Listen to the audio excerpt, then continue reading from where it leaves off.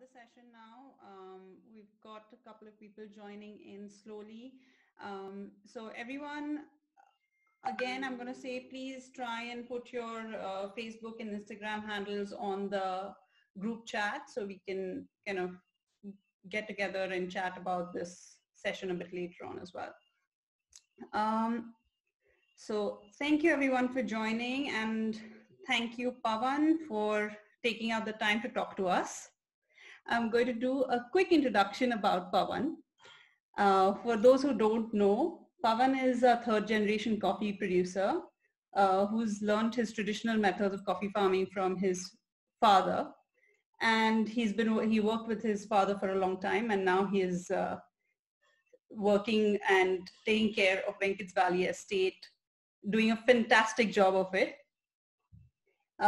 So he began what began as an initiation into coffee quality and traceability, sustainability, transformed into his passion. And today Pawan and Shilpa, who is also on the call, are the faces of the specialty coffee brand called Papakuchi Coffee. As producers of both specialty Arabica and Robusta, Papakuchi coffee has been exporting for several years now. And the brand has been specially appreciated for that exquisite Robusta coffee. So that's the reason we're talking to Pawan. He knows his Robustas really well, and we need to know a lot more about it. Me and Pawan, actually, both of us go back about 3 years now, 4 years, and he has been the most amazing mentor.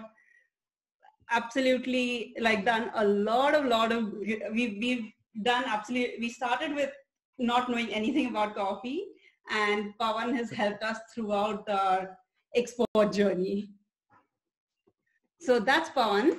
And so let's start, Pawan. I think we can just start, dive right into the questions. So the first question really is, tell us a little bit more about the different, we know what Robusta, we know that there's Arabica, Robusta, Excelsa, Liberica. What are the different varietals in Robusta?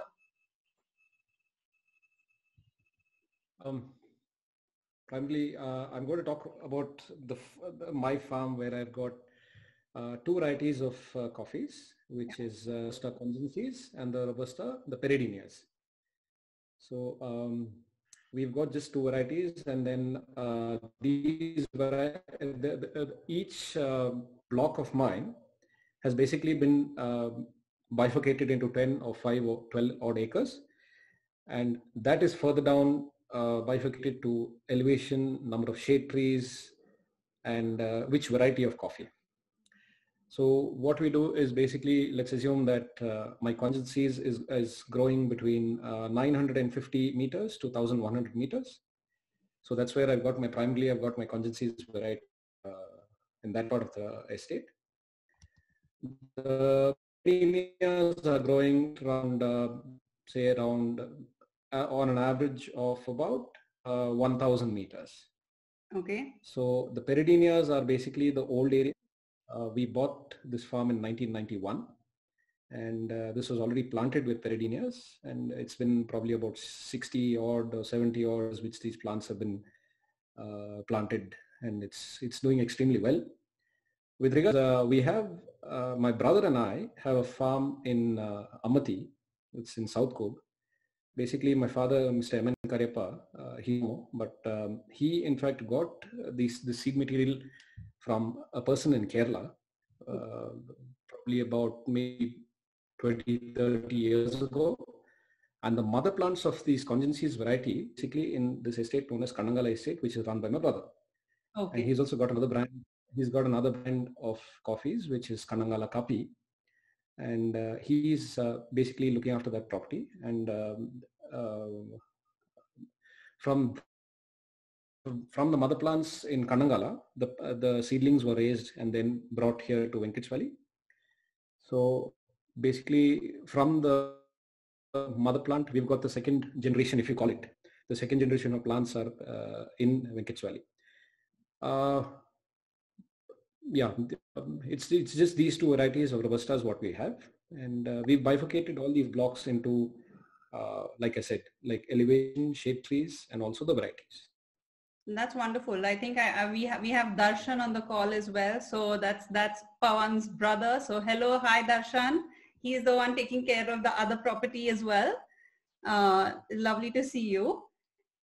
So can you tell us a bit more about the so if it is Congensis or Old Padinia, this is a really amazing story, that the fact that you have the mother plants which were actually brought from, and that's, you don't get to hear that very often.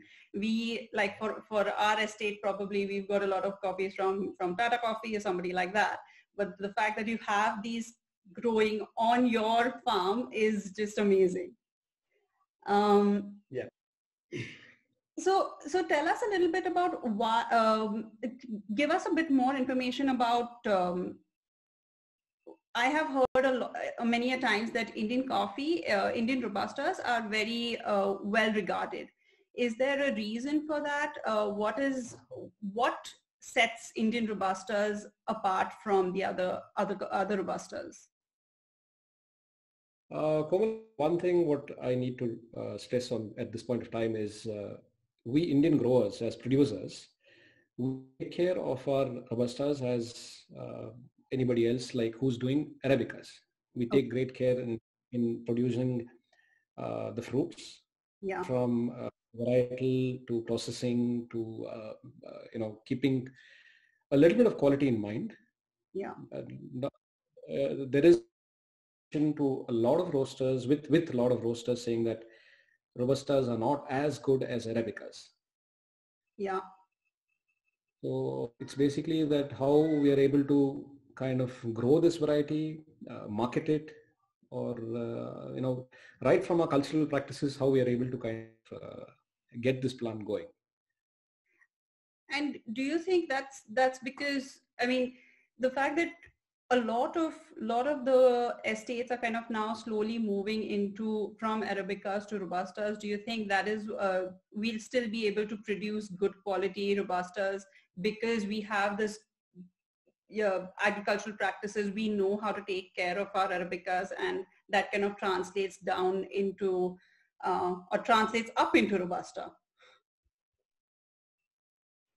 Yeah. See, by way of now, let's say, for example, right from harvesting. So every producer in India, probably, let's assume, they know when to produce, when to start harvesting the coffee. You don't need a bricksmith kind of keep you informed about what's the sugar levels and etc., because a lot of growers have been selling their coffee, Mr. Nafis said, to ABC, to exporters all over the country.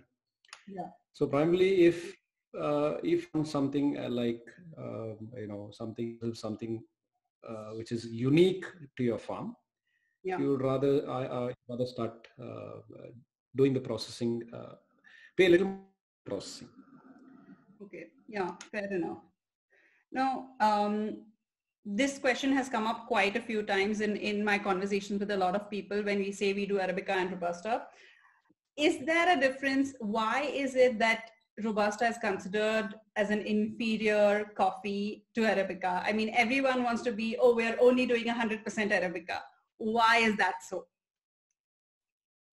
Okay, let me tell you a story which happened. I traveled to World of Coffee in Dublin. Okay. I think this was in 2013 or 2014, not sure when. We were 7 grower exporters who traveled to Dublin, and Mrs. Sonalini Menon, who's the coffee guru of India, was present, and she did a cupping exercise, and the who's who of the coffee community was there. Okay. Ms. Menon is well known, and so she invited a lot of coffee gurus, basically the who's who of coffee was there in the Indian, and we did a session of 7 which included my other grower friends and mine as well. So once the cupping was done, then there was a fun exercise which was carried out. One monsoon, and I think another washed Arabica and my washed Robustas were present B, and C. Okay. And the cupping, and out of the 15, probably 12 or 13 of them thought Robustas was the Monsoon Malabar. Okay. Out of the 15, only 2 could actually guess it was the Robustas. So it basically depends on how you are able to process the Robustas. Wet mill, you right from, like I said, right from harvesting to wet milling, and then drying it, curing it, packing it, and finally shipping it out. Yeah. So it really depends on how you're able to process your coffees, how you're able to give the roasters end ability if they want, single origin, those things.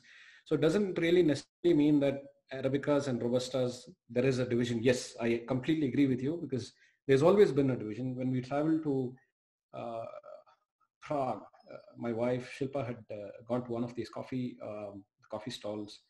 It's basically a coffee shop based in Prague. And the moment person saw us, he said, "I'm sorry, if you're trying to pitch in to sell your coffees, we don't do Indian coffees." So it purely depends on the roasters liking.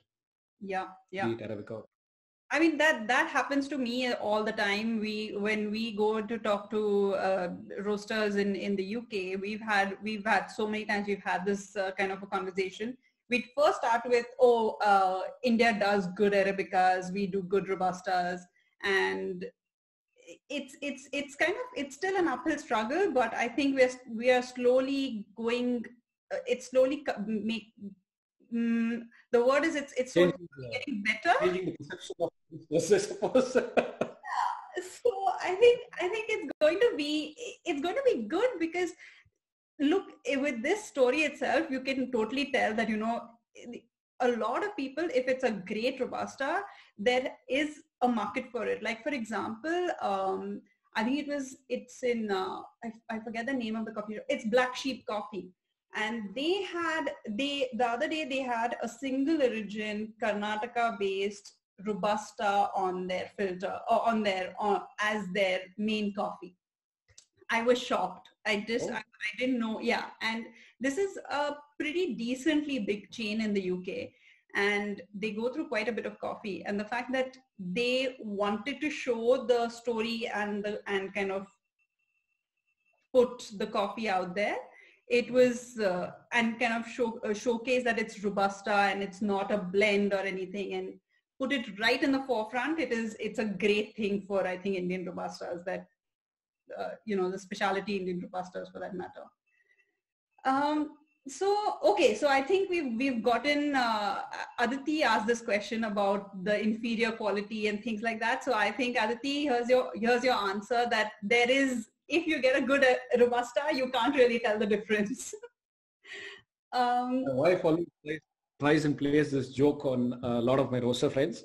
Yeah. We have a roaster who buys our coffee in Korea, and he happened to come home, and then he said, "Can I have a cup of coffee?" I said, "I have my cup of coffee with milk and sugar. You just want to have it like that." And then he said, "I would like an Americano." So my Shilpa, an Americano with the roast of Robusta. It was really a Robusta natural. And again, like I said, I mean, they just couldn't, it's done in such a way, the processing is done in such a way that they're not able to figure out if it's Arabica or Robusta. The harshness of the cup is definitely brought down with how we process the coffee. Absolutely. I think so. Akshay Vaidyanathan, he is just saying that, for that matter, Excelsa, because he's just drinking our Excelsa, and he says that you cannot tell it's not an Arabic, it's not 100% super clean Arabica. So guys, we are here to change the game of the other coffees, and I think we're Pawan is leading the way over here. So I think the next question. Just try to make a deal on the specialty. Yeah, go ahead. Yeah. So I think our next question here is like, how do you decide? How did you decide? So I think after this cupping session, I believe you would have kind of felt there is a market here, and decided to explore the specialty Robusta market. Just tell us a little bit about what consists of a specialty Robusta. Is there and there are a lot of these terms like Robusta Capi Royale. What does it mean? See, Robusta Coffee Royal is basically a grade of coffee. It's, I think, if I'm not mistaken, screen size 9 or 18. Yeah, it's 19. So Yeah. yeah, 19. So Yeah. the screen size. That's, you have RKR, or known as Screen size AAA. 17. Okay. Sorry? It's 17. screen size. Coffee Oh, Royal. okay. RKR, okay. I thought it was 19. Yeah, on Coffee Board's website, it says it's 19. Sorry, it is 17. Okay. Okay. Okay. So Okay. that is basically 17, screen size 17, basically a AA, that means, right? Yeah. That's AA. So is that the only difference? Like, so with when people say we want a Robusta Coffee Royal, is it just that they want a AA size bean? Yeah, exactly. So basically they specify size of the screen they want. It can be 17, 16, 18.5, or whatever. It's basically known as AA, A, B, and Peaberry. And then it goes down to C and EDB. Yeah, they just specify what, and then we do the curing accordingly and then pack it in. Yeah. And so Pawan, again, like give me a little bit more about what makes it a specialty Robusta. Like, for example, if I am making, it's just a regular, what is the difference between commercial grade Robusta and specialty Robusta? See, like I said, right from your harvesting of coffee, like for example, over here, we do probably 2 rounds of harvesting, because we would like to get maximum amount of washed, to prepare honeys, or to prepare Robusta naturals, what we normally prepare. So you would like to twice, because we start harvesting say around 15th of post 15th of January, between 15th and 20th is when we start a Robusta harvest. So we do something known as 2 rounds of picking. Okay. So it's basically right from the time you harvest the bean to how you process it in your wet mill, how much of fermenting time, how many hours of fermenting you do. Do you do underwater soak? Do you do fermenting? It's basically those processes which will end coffees. Okay. There's something known as, after you finish, you have soaking tanks where you soak the wet beans or the washed coffee in the soaking tanks with water for a couple of hours, and then you put it back into your patio or whatever it is. So all these things kind of alter the cup, and then it depends on, like for example, a roaster based in New Zealand. When I started in 2012, 2012 is when I started. 2013, he said, I want this in your coffee. So I sent him a sample, because I into the business. I didn't know what it actually meant.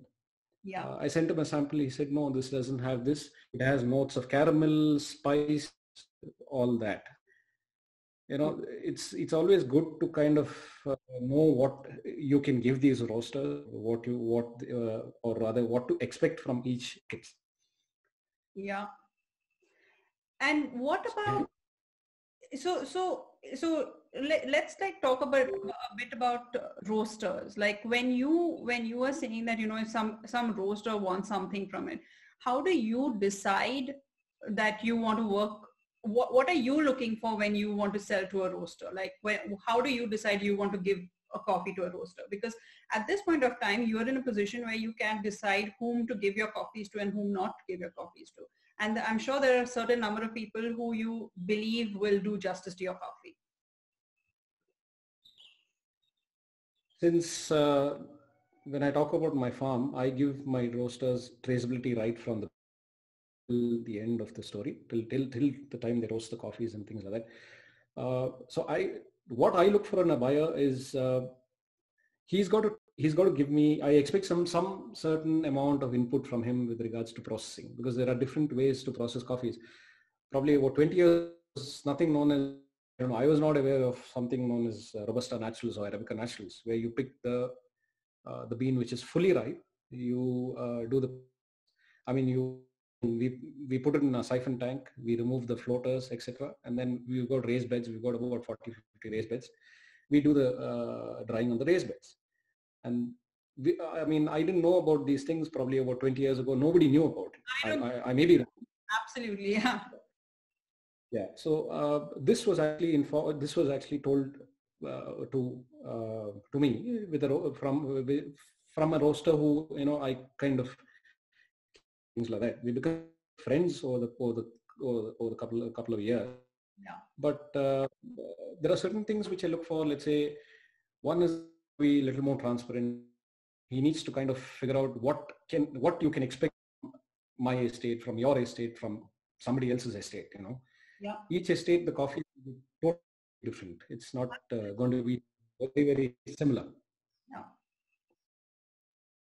Yeah. So these are the things which I press on with my. That's a very interesting point you come up with, saying that, you know, because I know we both get asked this question saying that, oh, how can you sell coffees together? But sometimes what happens is your cup profile is completely different to what we are doing, and it's a really different and it's nice to have a lovely set of coffees which work separately and still have these different notes. So your coffee is a really balanced, amazing. For example, I'm talking about your Robusta itself. It's just amazing. And our Robustas are a bit more different. We don't have the same processing technique as you, so they are different. So that makes an entire, even though they are from the similar region, but still our terroir is still very, very different from each other's, and that makes our coffees different. Our processing techniques make our coffees different. So yeah, so if just because, you know, it's not all Indian coffees are the same, they have completely different notes. So if you try Papa Kuchi's coffee sitting next to somebody else's coffee, there'll be two different cups of coffees that you're drinking. I'm sure Akshay or a lot of the other roasters on this group will vouch for that as well. So moving on, I think can you tell us a little bit about what is Robusta grading and cupping similar to that of Arabica, or is it different? What is so what are people looking for when they're drinking or essentially grading and cupping these coffees? The coffees are very, very similar between Arabicas and Robustas. Cupping is, like I said, it's totally different because Arabicas, probably the variety 795 is very high with, whereas my own coffees, my Peridinias and my Congencies, I've got two very, very, it's basically poles apart. Right. Both the coffees are processed the same way. It's been treated the same way. It's almost grown at similar altitude is what I can say. Yeah. My Peridinias basically are my roaster, my buyers, they say the coffee's got a hint of caramel and a little bit of, what do you say? What's the word I'm looking for? Citrus and caramel. It's got little, yeah, citrus, yeah, little orangey caramel, and it's got a hint of spice. This is what they say. I don't know where the spice thing fits in, but my Congencies has got a cup profile of, say, it's this milk pudding. I don't know. I mean, I don't know if anybody's had milk pudding. So basically tastes like milk pudding. So yeah, I don't know. This is what my roasters got to say about these coffees. Yeah, my roasters. Yeah. Well, that sounds super, super delicious. We need to try those milk pudding tasting coffee. So tell us a little bit more about, so you spoke about the different types of processing. I want to know, because we are all at the moment, everybody, all the estate farms, all the coffee farms are trying to do different experimental processes and doing all sorts of things with their coffee. You've been in the business too long and you've already done most of these things. So we want to know what are these experimental things you did with your coffee? Which ones worked? Which ones were a big disaster? Yeah. The disasters is what I will talk about. We had a gang of 7 roasters who visited us again, maybe 2013, I think. And I didn't know how to process honeys. To be very honest with everybody, I didn't know how to process honeys because, I mean, it was very new. I mean, my workers were like, aren't we going to wash these coffees? And I was like, no, we just ferment it and then we dry it on our beds. And they were like, oh, okay. So the next day, I mean, we did the processing. We pulped it, then we fermented it for a few hours, and then it was put in the raised beds. And it so happened that everything was all hunky-dory, all that was going great. And then when the cupping was going to start, we realized that the coffees, that one batch of honeys which we did were bleached. And it was my ignorance. I didn't see the coffees which was bleached, and then we had to take it away. And then one of the roasters, in fact, said, no, we would like to cup this because we've been cupping all the coffee, so we need to figure out how a bleached coffee will taste. And that was quite embarrassing for me at the beginning. But yeah, after that, we've definitely done honeys. We've sold you some honeys. So. Fantastic honeys. I mean, we're sold out. People are asking for more. We did. So yeah, and I remember you telling me another story, which I'm going to ask you to tell on this, was the milk fermentation thing. Tell us a bit about that. Okay, there's okay. We did a small milk fermenting. Basically, we did with milk and we did with ice. So we picked about 500 kilos equivalent of fruit for both trials. We did 500 kilos. We pulped it. We put it in our fermentation tanks, and then both was pulped at the same time.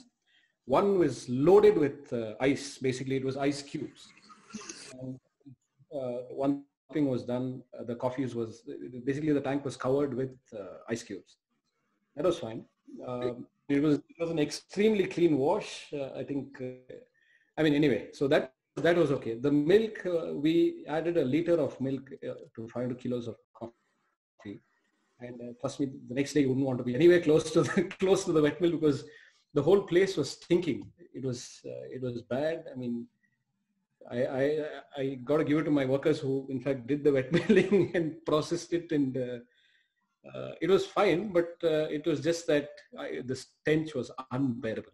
It was unbearable. So these two are the only processes which we tried, and then the honeys, which was a disaster back then. Well, but now we've got. Yeah, you've aced the honeys game at this point of time. That's yeah. So I think for all the estates out there who are trying to do different experiments, it's absolutely fine to do lots of different experiments. But I think I said this in my earlier conversation as well. Like, try and keep them as small amounts, see what happens, and then scale it up. Don't like go in with this, oh, we're going to do the whole lot experimental, because that's not something you want to be doing. It's again, because the name is experimental, so you don't know what's going to work, what's not going to work for your coffee. So keep it, just do a small minimal viable product kind of a thing. Yeah, you probably make a 5 kilo batch, send it for cupping, and then try and figure out how the exactly. Like what I did, 500 kilos. That was so yeah. I mean, even with 500, it's fine, because at the end of the day, you're going to at least understand, because your volumes are bigger. So I think that's fine. But again, do smaller volumes and try what works for your coffees. So yeah, experimental processing. That's these are little tips that I think Pawan has learned throughout his planting career, to what to do and what not to do. So I think this question has come again to us, saying that, is Indian Robusta superior to other regions? And I think it's a similar, I think the answers, you've already answered this. But what do you think, who else in the Robusta game is getting better coffees? I know that Brazil, the other day I read a big article about Brazil ramping up their production in Robusta. Is that something we need to be worried about? What is it that we need to look out for? I primarily feel why, I mean, you can't put a finger on which origin is good, which origin is bad, or it's basically like I keep stressing, if you're able to get the maximum out of your coffee by way of quality, I think any region can excel any which way.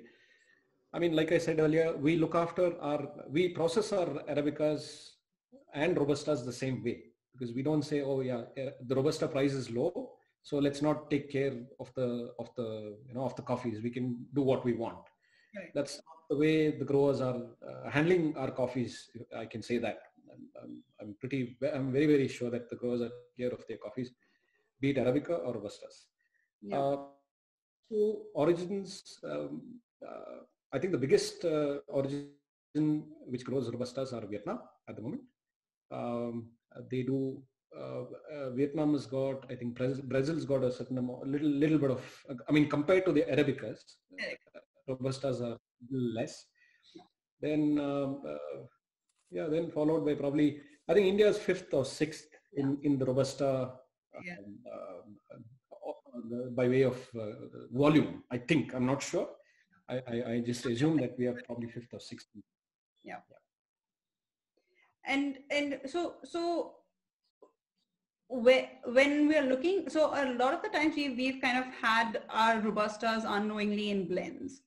Now I think it's time for us to kind of shine with the Robustas, making it single origin and the star of the show essentially. Where do you think when a consumer is looking to drink this, what should they be looking for? And I know that this is not really easily available, like 100% single origin Indian specialty Robusta very easily. Where can we? I know we can find. We can always ask Papa Kuchi, please, can you put it out everywhere at all these big roasters, and then we can find your coffees there. But what is it that a consumer should be looking for when they're drinking a specialty Robusta? Value for money, one. Yeah. Fair enough. If a grower can give them traceability from the bean to the cup, it's a plus again. And I mean, primarily, these two are the only things which I find a necessity. If you want some value addition, some premium for your coffees, you need to start trying to change the game and say, let's do something different from the rest of the crowd. Yeah. I think that's fair enough. Single origin, single estate, traceability right from the plant, right from the block. We've got all our blocks named locally with our workers. They say one block it's all in Kannada. It basically means how pate. Then there's another block of my Peridiniya, which is basically Sapota Mara Tota. Sapota Mara is basically we've got about 60 or 70 odd Sapota interplanted with our shade trees in that particular block. Okay. Then this story about the how pate is basically, we have a resident cobra in the estate. He's been residing here. I don't know if it's he or she. So basically, let's assume it's a he, because he's quite annoyed with. Whether it's a he or a she, let's just say whatever it is. Yeah. Basically, these coffees, the how pate, whatever you call it, is basically, I mean, the snake is. He's been there for the last 7-8 years, and for every row who comes visiting to my estate, I take him there just to kind of make it basically give him a sense of belonging. Like, for example, this particular lot of coffee is sold to a roaster in South Korea. So every time he sends me a WhatsApp message, he says, "So how's my how tota?" So maybe 2 years ago, I'm terrified of snake. Terrified is not the word. I mean, this must be about 1 or 2 years ago. We saw the snake lying across the road and took a picture and I sent it to him. So I said, "Yo, how is doing well?" He's hale and hearty. So yeah, we basically give them traceability by way of saying this particular, and the coffees are coming from here. Yeah, I think that's just amazing. The fact that, you can do block-wise picking, you can do block-wise You know exactly at the end of the day, I mean, this is what people are looking for, especially roasters or even the end consumer, is that if you're able to give your specialty coffee an entire traceable route, which you exactly are doing in terms of block-wise picking and naming your blocks and knowing exactly what's there in each block, that is what people are really looking for. Yeah, a sense of belonging is what I would probably say. I mean, they like all these blocks are at different altitudes, different shade trees, and all that. The processing may be almost similar for all these blocks, be it Arabica or Robustas. But the profile of the coffees are completely different from each block. So it's quite, I've still not yet gotten the hang of how to cup and how to say this is condensed milk and this tastes like pepper and fruity and all that.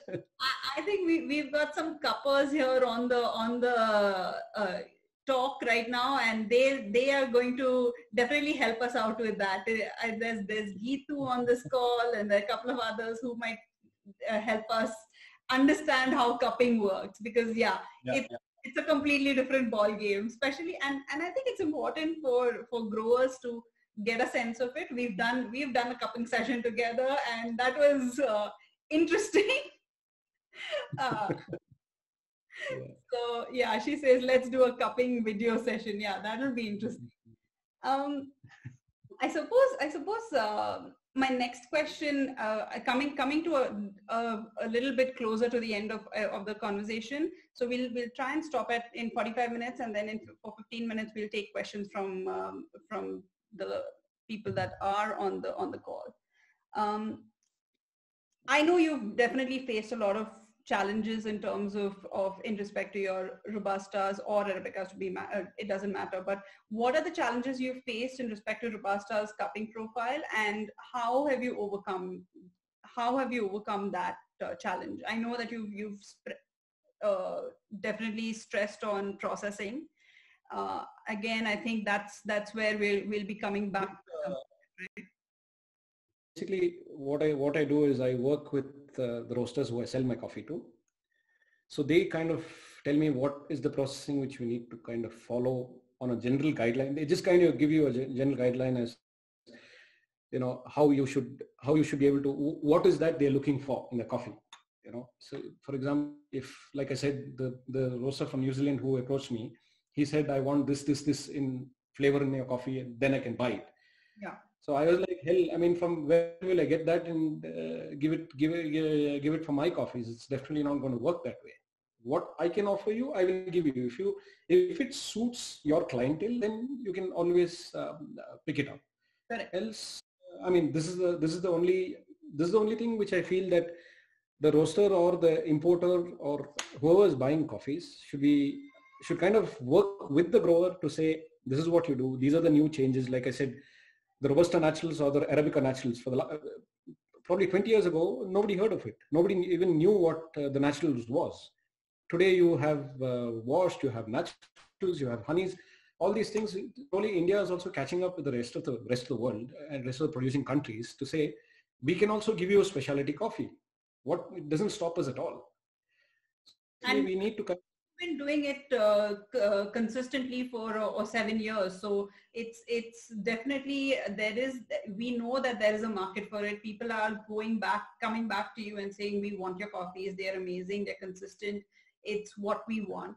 And I think there are a lot of exporters in India, Komal, who will help you marketing it for you. I mean, all you have to do is just tie up with them and say, I've got X amount of coffee lying with me, and then would you mind getting me a buyer, talk prices, etc., etc. They will do everything for you, and you can definitely you can use them as an exporting agency to sell your coffees overseas. Or if let's assume that somebody over here gets together, let's say 3 or 4 producers get together, and they say that, okay, let's export this origin of coffee, we will give them this kind of coffee, this is the process, what we follow, etc., etc.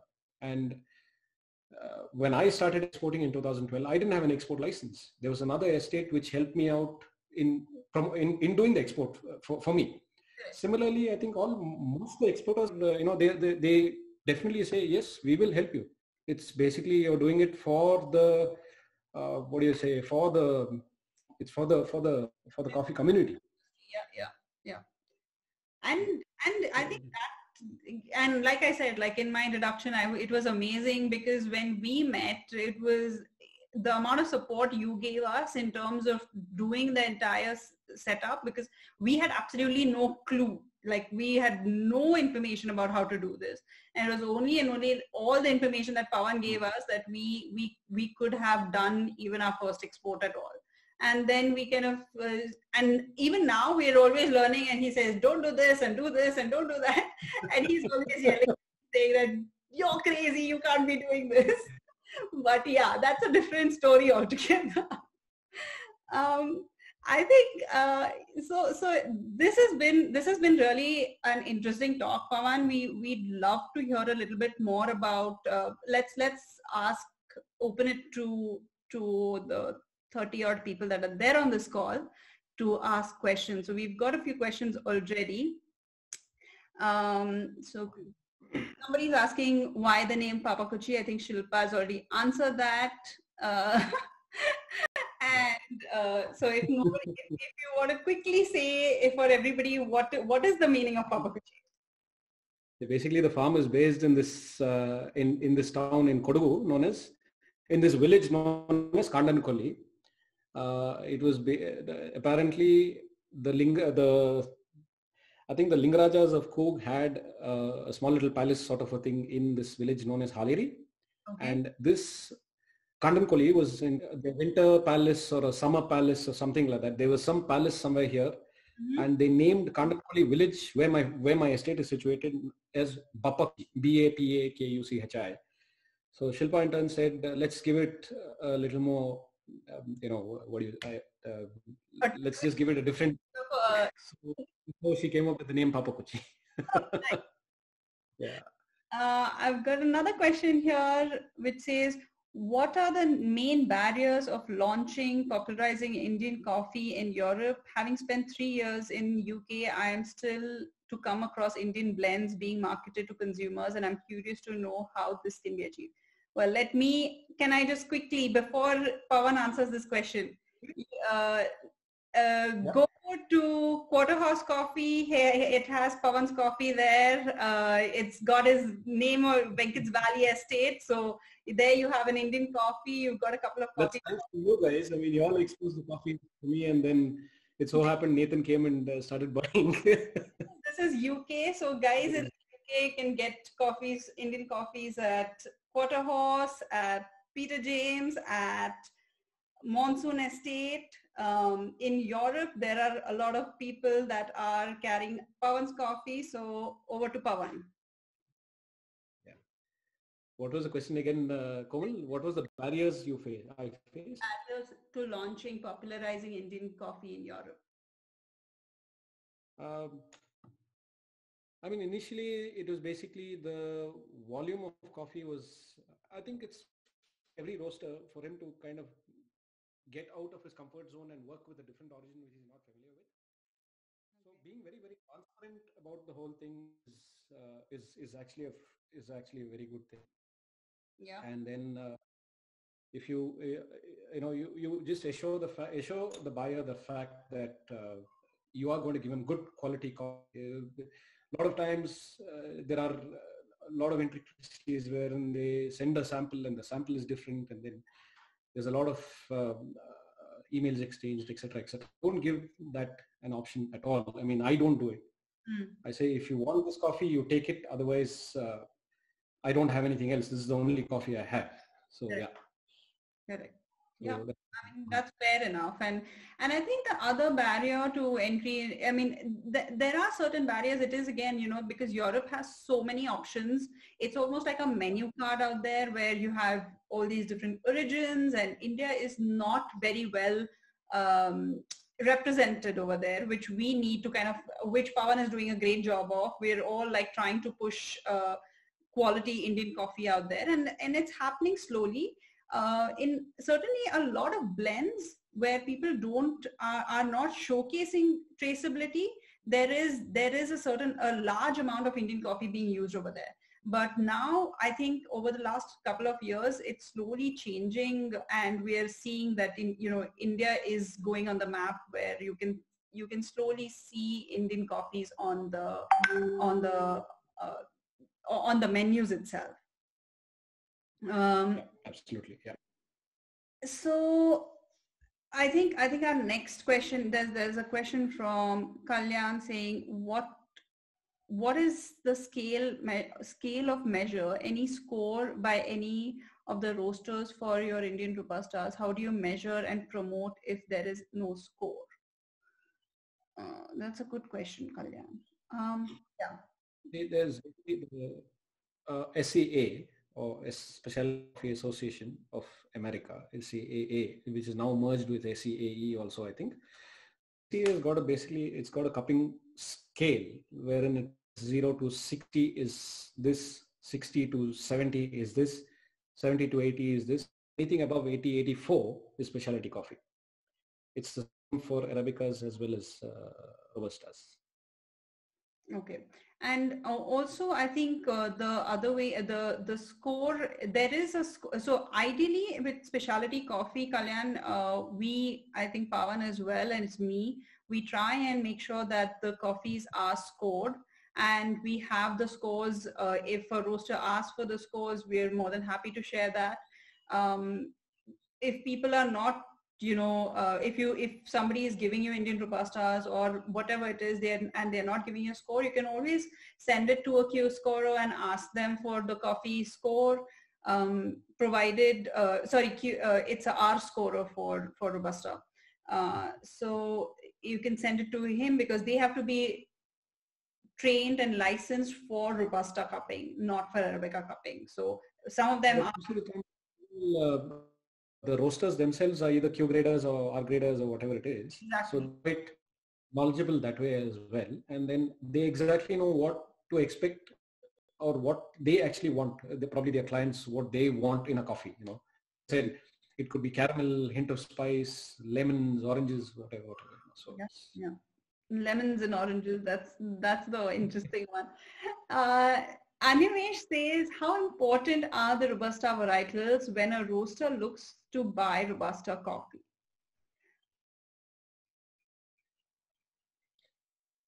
See, like I said, we've got two varieties of Robustas in our farm.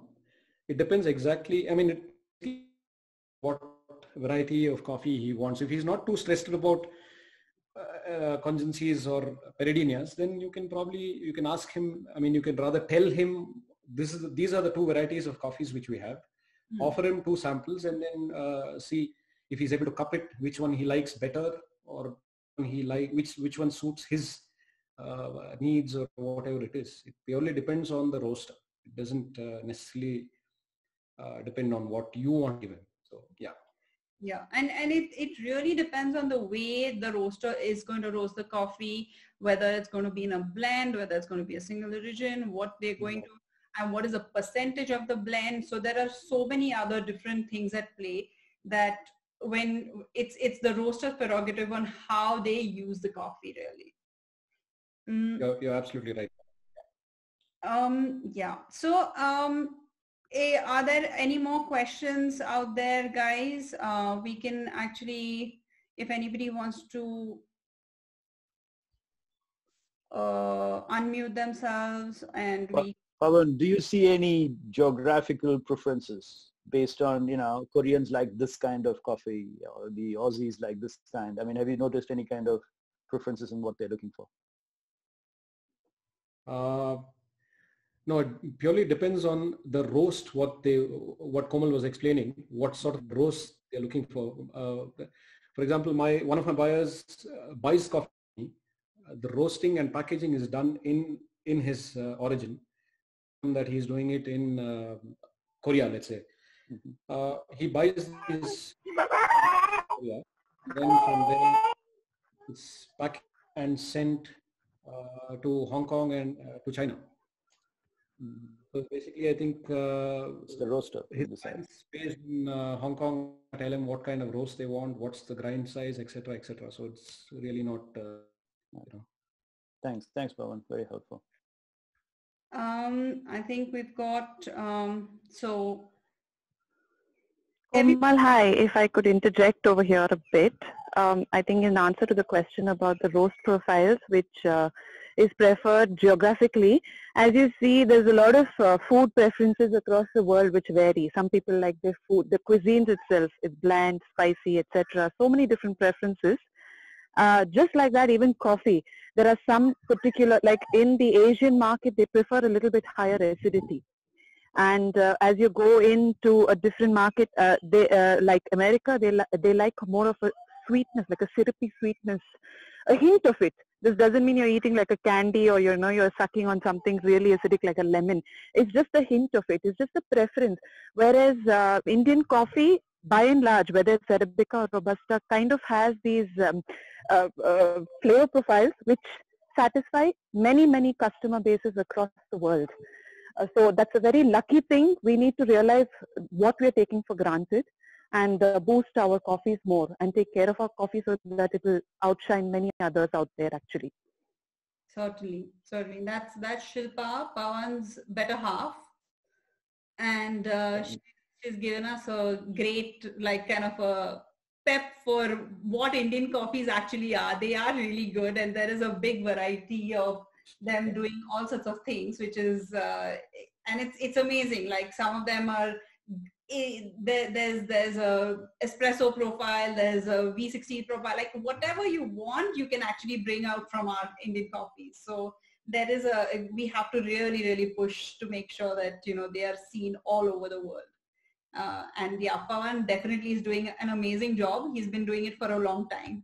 So yeah, I think, shall we kind of wrap up the session? I hope this has been helpful. And if there's any last bits anybody wants to join in, we can do a quick picture if everyone switches on their cameras, and then we can do a picture. And everyone on the call, please share your Instagram or Facebook tags, and I can tag you into the session, which I'll just quickly, I'll probably put a few snippets of it on IGTV.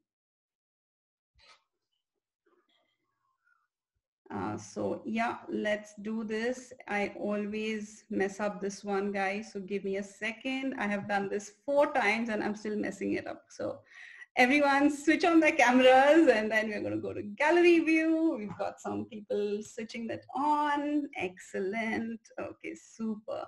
I have a feeling we're not going to be able to do it in one because there are lots of people on the call. So I'm going to do 2 pictures. Bear with me, everyone. And when I say cheese, smile. Okay. Cheese. Thank you, everyone. Okay, where we go. Right. We've got it. Thank you, everybody. Thank you very much. Thanks a lot. Thanks, Pawan. Thank you very much. Thanks, Komal. Pawan, thanks, Komal. Thank you, Komal. Thanks, Pawan. Thank you, Komal. Pawan, can you share your cell number, please?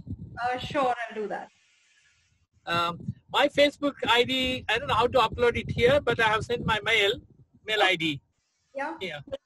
Sure. I'm with Pawan and both of you also. Nice interaction, but it got interrupted. I don't know what happened. I couldn't participate completely in this. Connectivity was the problem. So anyway, it was really good. Thank you very much. Thank you, Nafees. We'll definitely share it on IGTV, so you'll be able to get to hear at least the snippets. It's a long conversation, so I'll put a few bits of it on it. Okay, thank you. Thank you, Pawan. Thank you. Thanks for having me. Thank you very much. I will meet you. You had the time to do this for us, and it was supremely informative. Thank you once again. Thank you, everybody. Yes. Bye-bye. Bye-bye.